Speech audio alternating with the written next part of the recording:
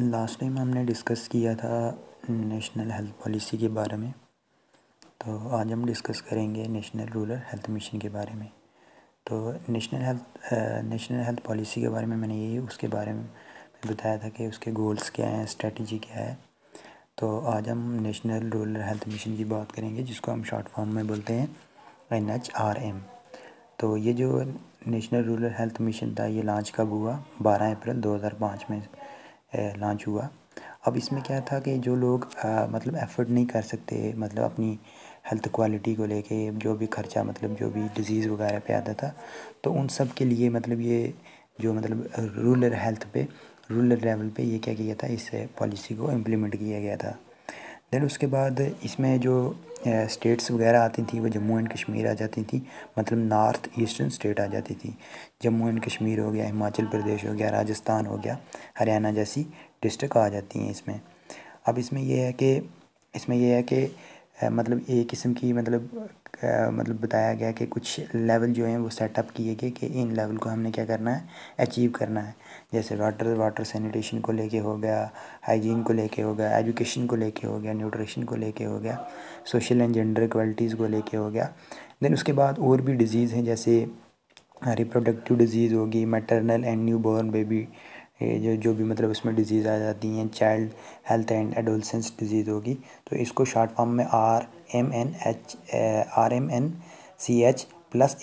Service के नाम से जाना जाता है।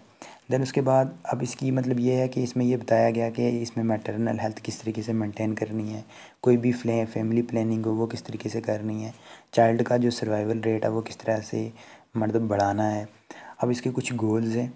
अब वो गोल्स क्या क्या हैं कि सबसे पहले रिडक्शन लानी इन्फेंट मोरलिटी रेट में, मैटरनल मोरलिटी रेशो में, मतलब MMR को क्या करना, कम करना। देन उसके बाद यूनिवर्सल पब्लिक हेल्थ सर्विस को क्या करना, ज्वाइन करना, जिससे वुमेंस की है जो मतलब प्रेग्नेंट्स वुमेन, उनकी हेल्थ अच्छी से अच्छी हो सके, चाइल्ड की हेल्थ अच्छी से अच्छी हो सके, वाटर हो, सेफ वाटर हो, सैनिटेशन हो, हाइजीन हो, इम्यूनाइजेशन हो, देन उसके बाद न्यूट्रिशन वगैरह हो। उसके बाद प्रिवेंशन आ सके communicable disease and non communicable disease में, और लोकली इंडेमिक डिजीज़ जो होती हैं, जैसे TB वगैरह हो गया, कॉलरा हो गया। देन उसके बाद access to integrated comprehensive primary health centre के, मतलब जो प्राइमरी हेल्थ सेंटर हैं उनको क्या करना कि इंटीग्रेट करना, किसके साथ, सिटीज़ के साथ करना। देन उसके बाद पॉपुलेशन की स्टेबलाइजेशन करनी, जेंडर इक्वालिटी को लाना, डेमोग्राफिक बैलेंस रखना। देन उसके बाद रिवर्टलाइजेशन करनी किसकी, हेल्थ ट्रेडिशन की, जो मेन स्ट्रीम आयुष होते हैं। मतलब ऐसा है कि जो मतलब विलेज वाले पीपल होते हैं, तो उनमें एक किस्म का स्टिग्मा वगैरह रहता है कि किसी भी डिज़ीज़ को अगर भाई ये करेंगे तो ये हो जाएगा। तो देन उसके बाद हम क्या कर सकते हैं कि प्रमोट कर सकते हैं हेल्थ लाइफ स्टाइल को। उसके बाद अब स्ट्रैटेजी इसकी क्या है, तो सबसे पहले हम कोर स्ट्रैटेजी की बात करेंगे, देन उसके बाद सप्लीमेंट्री स्ट्रैटेजी की बात करेंगे। अब कोर स्ट्रैटेजी इसकी क्या है कि एक तो पंचायत राज इंस्टीट्यूशन जो हैं उनमें क्या करना कि ट्रेनिंग वगैरह देना, किसको, पब्लिक हेल्थ सर्विसेज जो मतलब जो डॉक्टर्स वगैरह हो गए जो प्राइमरी हेल्थ सेंटर पे लगाए हुए होते हैं। देन उसके बाद आशाज वालों को क्या करना, प्रमोट करना, उनको स्किल्स देना कि वो मतलब क्या कर सकें कि हाउस होल्ड की जो हेल्थ केयर है उसको क्या कर सकें कि मतलब मॉनिटर कर सकें, देख रेख कर सकें। देन उसके बाद विलेज लेवल कम्युनिटी के मतलब हेल्थ प्लानिंग हो, और जो हेल्थ प्लानिंग हो वो किससे हो, विलेज हेल्थ कम्युनिटी की हो, कि मतलब विलेज में इस किस्म की जो हेल्थ होनी चाहिए, ये वाली चीज़ चाहिए, इस मेडिसिन की ज़रूरत है, कितनी स्ट्रेंथनिंग होनी चाहिए पेशेंट्स के लिए।